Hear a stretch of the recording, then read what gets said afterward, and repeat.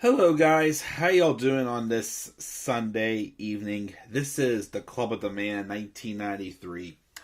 We are here live to review this past week's episode of AEW Dynamite, the April 6th, 2022 edition that took place in the home of John Cena, Boston, well, West Newbury, Massachusetts, but in the Boston area.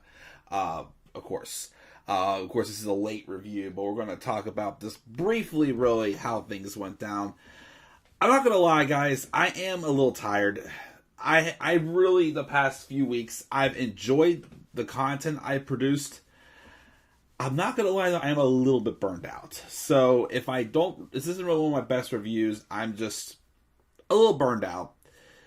Maybe a time to take like a week off or something like that, because I've been doing a lot of content lately, which I've enjoyed, don't get me wrong, but I'm just starting to feel it. Like, I'm tired right now. Like, I want to play some video games, but I would like to still keep up with the content on my channel.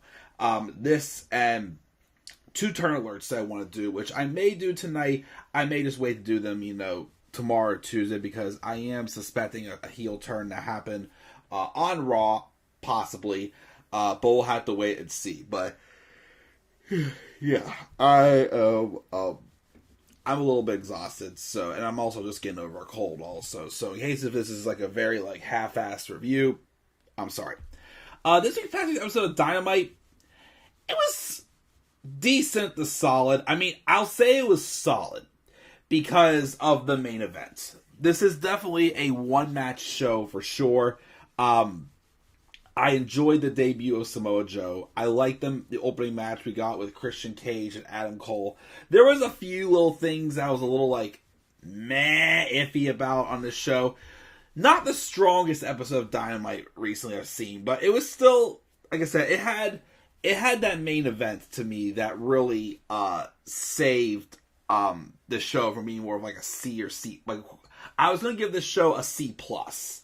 But then, after that main event, it kind of got me at least to a B minus, I would say. So I'm giving the early grade, I'm giving this show a B minus.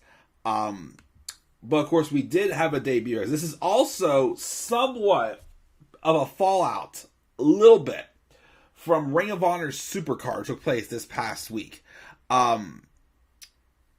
And we'll have to go from there and talk about it, though. But first, check the live chat. We've got Tyler. He gave this show a C minus. Braun, Bride, AEW, not sure what you're saying there. And Samoa Joe was the only best thing about the show. And the main event he thought was too boring. Tyler, my friend, I love you, but I completely disagree about that main event. I mean, if you thought it was boring, that's okay. I love that main event personally, but we'll talk about that, of course, when we do get to it. But that's your opinion, Tyler. Totally fine. Not here to bash you, my friend. But let's talk about this show. And I'm going to kind of like go through it quickly and more so just read off bullet points rather than, some notes of like promos and whatnot. Because like I said, I'm kind of beat. I'm a little, like I said, I'm a little bit burned out right now. And I do apologize. But let's talk about this briefly. The show opened up with a very nice opener between Christian Cage and Adam Cole. Adam Cole and Red Dragon, of course, are on quest to get rematches for the tag titles and the AEW World title as well for Adam Cole.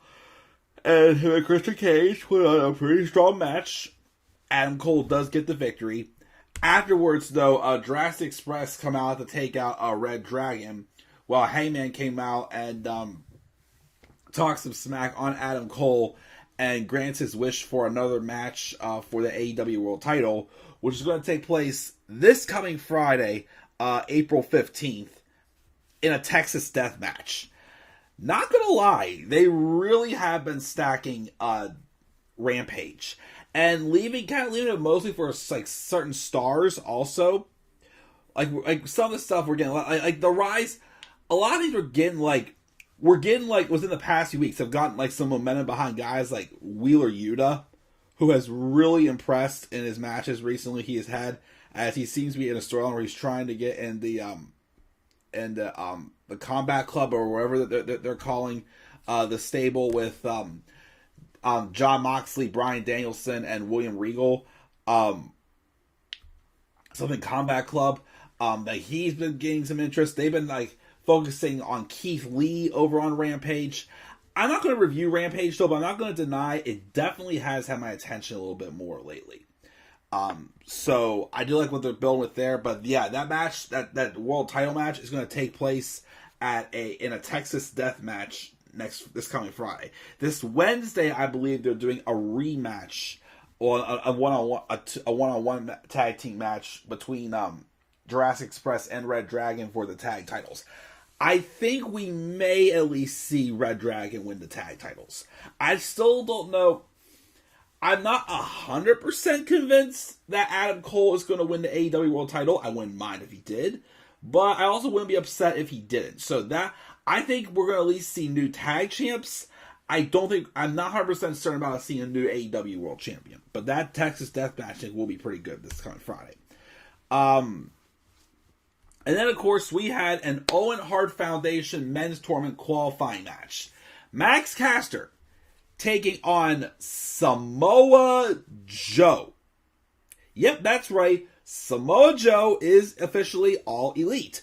He debuted after the main event of ROH Supercard, where he confronted one of his old students, or whatnot, or whichever way it was, Jay Lethal. Jay Lethal, of course, who has had some excellent matches in AEW, turned heel at ROH Supercard, and is now going to be a heel going forward. So I guess, and it looks like they're going to be doing a feud with Samoa Joe and Jay Lethal first. Match is good. Joe won with the Muscle Buster. Feels great to see him use that maneuver again. The only thing that I wish we would have gotten from this is a little bit of microphone time from Samoa Joe. We all know that Samoa Joe is one of the best on the microphone today. And, at times in WWE, despite being limited, he still was able to deliver very good promos. Give him a microphone, don't script him, he can go. But, my gosh, I'm really looking forward to seeing what he can do. Because he's going to be both on AEW and ROH. So I don't think he's going to be, because honestly, if they ever wanted to do, a double champion with, the ROH champion, which actually, next week, on Dynamite, probably in the main event, we are going to get Samoa Joe taking on Minoru Suzuki for the Ring of Honor TV Championship, which will be an awesome match to have. If you eventually do want to do a double champion for both ROH and AEW, I really think Samoa Joe would be that guy. I really think that would be the case. But I'm excited he's in AEW. Like I said, give him a microphone. I can't wait to see what he'll come up on the microphone this time around in AEW. We have that. Captain Shawn Dean defeated Shawn Spears, I guess, off of some distractions from Wardlow or whatnot. I guess next week MJF is going to have doubles as the security on Wardlow. We also have a brawl with Eddie Kingston, Santana, and Ortiz, and the Jericho Appreciation Society, which are going to take it on in a 6-man tag match this weekend with Eddie and Santana and Ortiz taking on Dick Jericho, Hager, and Daniel Garcia. We'll see how that goes. Then Jay Cargill has a promo calling out so-called MMA losers who joined the business, such as Marina Shafir, since she is her next challenger for the TBS title. A match that I thought was a little bit off, because it was odd with the rules, was that tables match with the Hardys and the Butcher and the Blade. I was confused, because it seemed like the objective of the match is to put both of your opponents through tables. But if that was the case, though, then why did the person who get put through a table, still complete the match? Do they have to, it's weird. Did they have to have, the other person take, each one, if they're still in the match, then you can still put the same person through a table twice, but if that doesn't count, then why are they still in the match? One of those weird, rule glitches, I would say, that happened. The Hardys won, of course, with the tables match, but the rules were a little odd and it kind of took me out of the match a little bit. We had a backstage promo where, again, it was made official that Jurassic Express will take on Red Dragon for the AEW World Tag Titles this coming week. Also, Christian Cage seemed to be a little bit pissed off, so I'm not sure if they're going to tease a heel turn, him breaking up from his alliance with Jurassic Express or what, but we'll have to wait and see. We also had Hikaru Shida defeating Julia Hart in a women's tournament qualifying match with Owen Hart.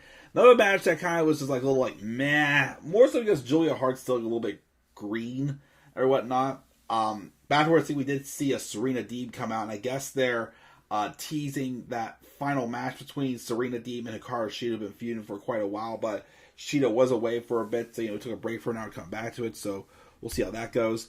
And then that main event, though. Oh, that main event. I love this main event match. I don't know what it has been lately, but FTR, I mean, they're the AAA and the ROH tag champions. I can't believe I'm saying this, but FTR to me is the best thing going on right now in the tag team division. They are on fire. They are basically transitioned to baby faces. They had I didn't get to watch the match yet, but apparently they had like a classic of a tag match against the Briscoes at Supercard. And honestly, I personally thought this match they had on Dynamite with the Young Bucks for both the AAA and ROH tag titles, I honestly God thought it was better than their pay-per-view match they had at Full Gear in 2020. Don't get me wrong, that was a great match, but this, oh gosh, like the fast pace, the energy, the counters back and forth, the maneuvers of using each other's finishing moves, and the storytelling with that was just spot on, unbelievable. Like I liked, of course, the Young Bucks hitting the big rig, as they're calling the Shatter Machine on FTR, trying to steal their finishing maneuver. There was like a BT trigger, and of course they also the FTR did mock the Young Bucks kissing Adam Cole's cheek, and they kissed one of the Bucks' cheek. They did do like a B trigger on the Bucks and the big rig the victory also, but I thought it was just a spectacular like psychology type match. Like I said, I would definitely have thought this match would have been better on pay-per-view also as well. And FTR wins. Like I said, they're on fire right now. They really seem to have it going, and this transition to a baby face seems like at the perfect time. Like, I don't know if maybe they will give the belts to Red Dragon and then have FTR and Red Dragon, which would be a pretty darn good match for them to get the AEW World Tag titles back on them. But if not, again, they're just on fire right now. Definitely the best tag team going right now, in my opinion. That's going to do it for Dynamite. Again, quick review. I gave it a B-. Like some of those middle matches, like the tables match was odd, and I also wasn't the biggest fan of Shida versus Julia Hart, but that was what it was. I gave this show a B-. A B-, and I'm going to check out your guys. What are your thoughts on this week's episode of Dynamite? Leave your thoughts down in the comment section below. And be sure to always to slap a like on the video, subscribe, more content on my channel. Follow me on Twitter as well at DemandAirboy93. So guys, I'm checking out. I may do my 2 turn alerts tonight. We'll see if I get some energy back. But if not, I'll catch you all later. Have a great rest of your night. Peace out, everybody.